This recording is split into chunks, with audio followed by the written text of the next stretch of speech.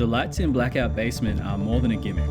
They're indicative of a wider collapse among the Kremling's operation, something we'll see the full extent of in the final world, Chimp Caverns. But that's getting ahead of ourselves a bit. This is part 32 of Overthinking Donkey Kong Country. The theme of Blackout Basement is the lighting. I think that one's pretty obvious. Even as a kid, I never really had that much trouble with this level. I have a vague memory of initial panic when I was like 4 or something, but for the most part, I never really struggled to get through it.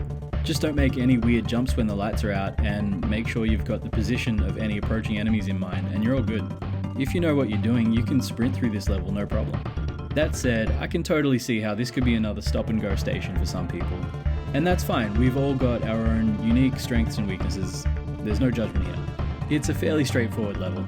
When it comes to difficulty and what makes this level memorable, the lights do all the heavy lifting. The enemies and environment aren't difficult to overcome or navigate, but like in Torchlight Trouble, you're forced to take things a little slower if you want to make it to the other side. It's great. I know I say that like every second episode, but these levels really are all amazing. I'm still genuinely stoked that this game even exists. Anyway, everything I really have to say about Blackout Basement was covered in the previous level. It's a refinery of sorts that's no longer in use, and it's either falling apart or currently in the process of being decommissioned.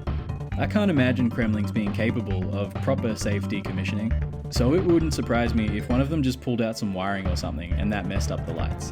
As I said in the previous video, I don't think it's quite shaken out that way though. I think the Kremlings are running out of ore in Chimp Caverns, and as a result, this refinery isn't really needed anymore. So when the tracks in Minecart Madness started to fall apart, they just bailed on this refinery entirely. Now it's being taken apart, or more likely, it's falling apart.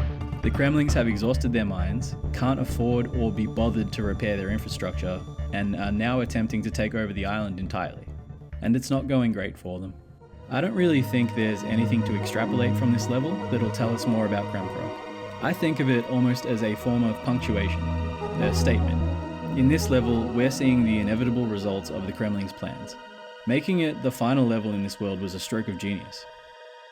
That's Blackout Basement done, and we're one boss fight away from the final world. It's been a weird journey, but I've had fun revisiting one of my favourite games and going over it with a fine-tooth comb. Before we get to the boss of Kremkrok, I want to hold off from recording it for just a little longer and ask you one more time, for anyone who didn't answer in the earlier videos, what do you think Kremkrok might have looked like before the Kremlings messed it up? And if you could replace it with any world, what would it be? And with that, I'm out.